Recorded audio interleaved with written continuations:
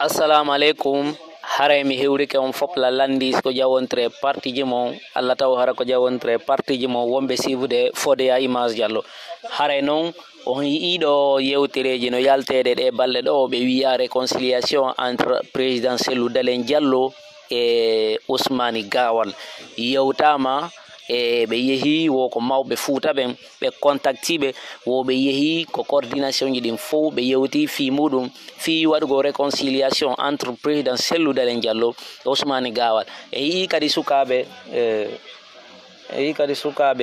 wadube yewtere yehi e platform ye suite himbe yalti don indi don wo hande wo be fala yo réconciliation wadu hakkunde Alagi Cellou Ousmane Gawal fi wata parti on suspendé parce que congrès est pardon le 6 juillet 2025 si tawi Ousmane Gawal wadaka réintégra ka parti haray be mari décision kambe ko be wadata be mari décision e pardon be mari décision ko tawata be aray be fero kaaje ma be arday e militaire be fella be gaz ma be arday e militaire be wada be masibo ko décision kambe ko no be miji kambe serag parce que be wi kambe ko be mouvement de réformateur de l'IFDG jonnon bay be wi ko be mouvement de réformateur de l'IFDG andi Ousmane Gawal imo wahay créer parti politique parce que mo holi ko populaire mo holi ko officier mo holi ko intellectuel mo holi ko professeur jonnon mi yeta ndo hunde wotere si tayi imo andi imo wahi créer des partis politiques ko créer o sela IFDG yo yaw wada dum ko dum buri mo mojjande o saydo si tayi imo andi mo felliti ko populaire mi inni mi fillito wombe mo be jokkude fop mudu yo aru do gento mojjam wombe mo be pusude yo aru ko IFDG o jiba fi parti on gentite yo aru be yo ben fu aru gentito partager la live ha be gentito mo be anda way e bore ne mi ebani be ne be anda way ko honto mi visa ne be min kadi ko honto mi dari be de banni kala yewtere jandi be on découper be naba be partage me andi me de jodi me de sutibe me de dari me de andi ko be on ko wadde fop mudum yimbi yeti ke on do nini me de nyaari mi yidani ni me de muni ni me de metti finini ha mi yete serela kom yo be potito men nini yo be potito lan fes wombe mo be jokkude nini yo immo ndara mo ya ndarta ko be on ko wad mi faala ka ko waddinde men ni o saydo yo be accu sibi accali ko mi miijane be ko mi lancay be fop mabbe sibi accali mi yetta do non pose on seeda mi andi len ko be miiji kon kambe serag mouvement de réformateur seragon parce que mi tawnata do ha IFDG parce que on parti mérite hay ko sombeje mabbe yewlugol non mi yetta do pose on fi on mi wolani do non be wombe mo be puusuri yalta ka suite ji wada video ji bordo bardajo ko ka teleji be woni hulbin en réalité kambe tagri be wuli be ala di mburi be ala nden fere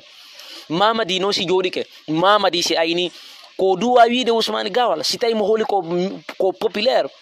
yo créer parti politique makko o sela IFDG o sela présidentiel dale en paix so sela libe o yiye ko dabata ko kala dartido men ni kala ebbudo ni jibugol fiyame kala ebbudo ni bisagol akonami ko Allah jibata mo ko Allah halkata mo dum ko go dimmun numi beyditana ndo hunde wotere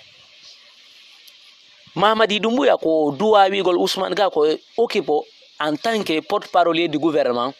yo occupe un ministre des transports carburant no manku de leydi ni on famika iwobe laawi din fop no bloqué yo occupe un ministre de mako transport yo occupe un ministre mako transport woto occupe e parti politique parce que si tayde Mamadi ko barkindo si tay Mamadi ko mardo hakkil si tay Mamadi ko golitiro hakkil o gentoto ko jama o yota ko mo jentade men kadi mo andude ko men ko yewtere yete mo yo accu yete mo yewto be fam ko be andi go be famini do hono mabbe be ala men dar ibe darde men so ibe darde men be andi ko men wonbe ko yewtere ko gonga mi jetta do poson Ousmane Gawal ko honno o fala kanko yewtere makko ne parce que be adani lando audio makko mo laaba fes mais mi ala halde fus be adani lando yewtere kambe o ya peti ngono ton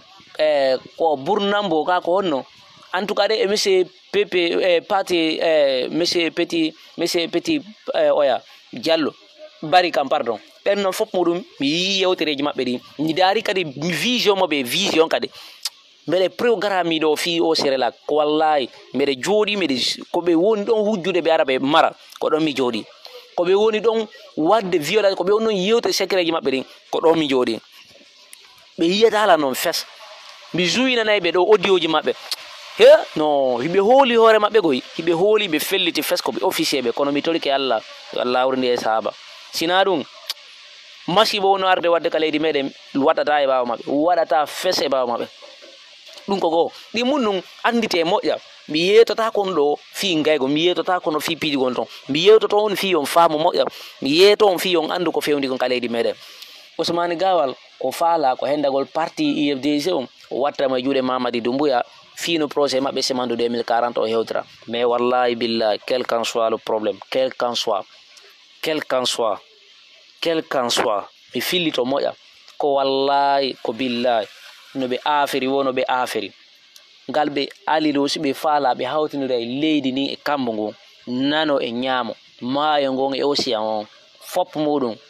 fi ƴettugol parti o ma fi rentegrogol Ousmane Gawal ka parti hebride waɗata fes sina ko parti sina bureau exécutif on décidi artirgol mo ɓe artirtamo ɗum ko goo ɗi munum ko faala ko ƴettugol parti on o jonna Mamady ko faala ko jiibo hande e nder lagine fop e nder parti politique ji ɗum fop ko yimɓe ɗiɗo hulɓini yimɓe tato hulɓinini Mamady Doumbouya par ce que Amara Camara yaltino déjà o wi wo alternative on fo goto ala sina Mamady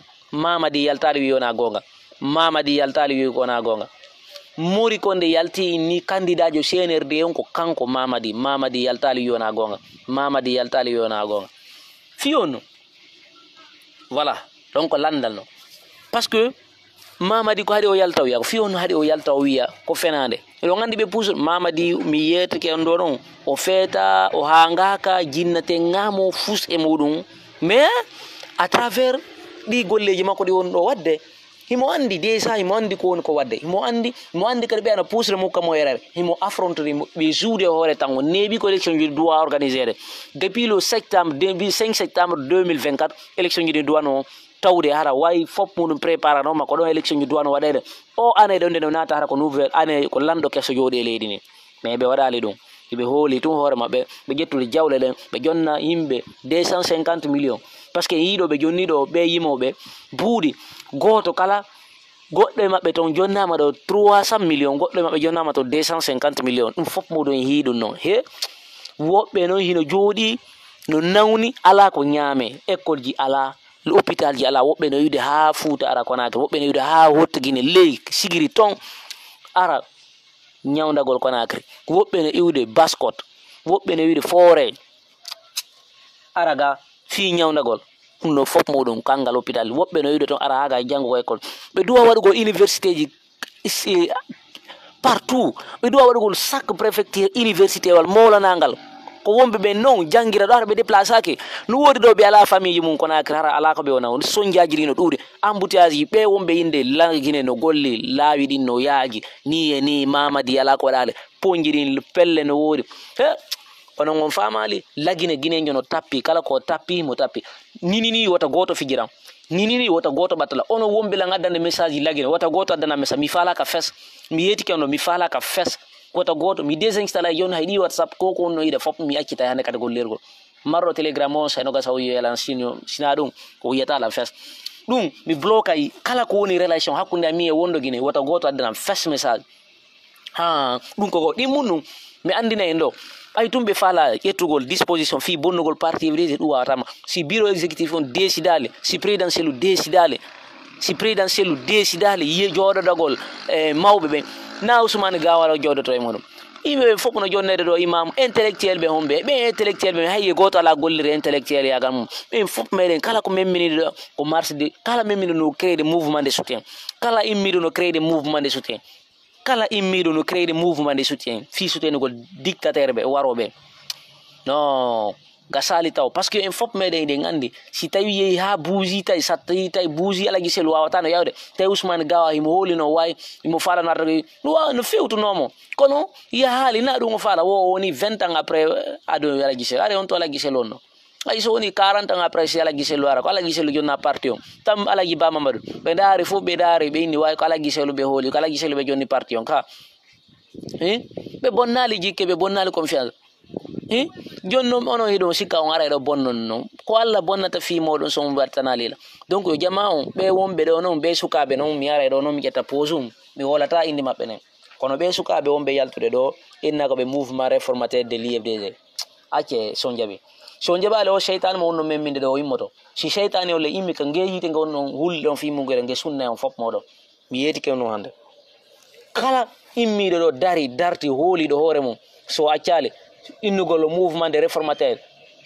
mi andina on ɓay on wi kon professeur ɓe mi andina on wi kon intellectuel ɓe on wi kon jannguɓe mbeɗe habbi on ko suuɗiɗon noon ko ɗon mi habbi on aray taw walla mbeɗe wondi e cabbi mayin tun patron mon ɓay tun ɗon hooli patron mon ko officier so yaltotono Belgique ɗo ɓe sukaɓe fottuno e makko ɗo haaɓe fusi vitre ton si tawino sinano ko Allah muyino kono ko ɗon mi reppaynomo somi reppuno ɗon Ousmane Gawal o haalayno ko laaɓi Jamala Guinée o haalayno ko laaɓi fes o haalayno ko laaɓi ko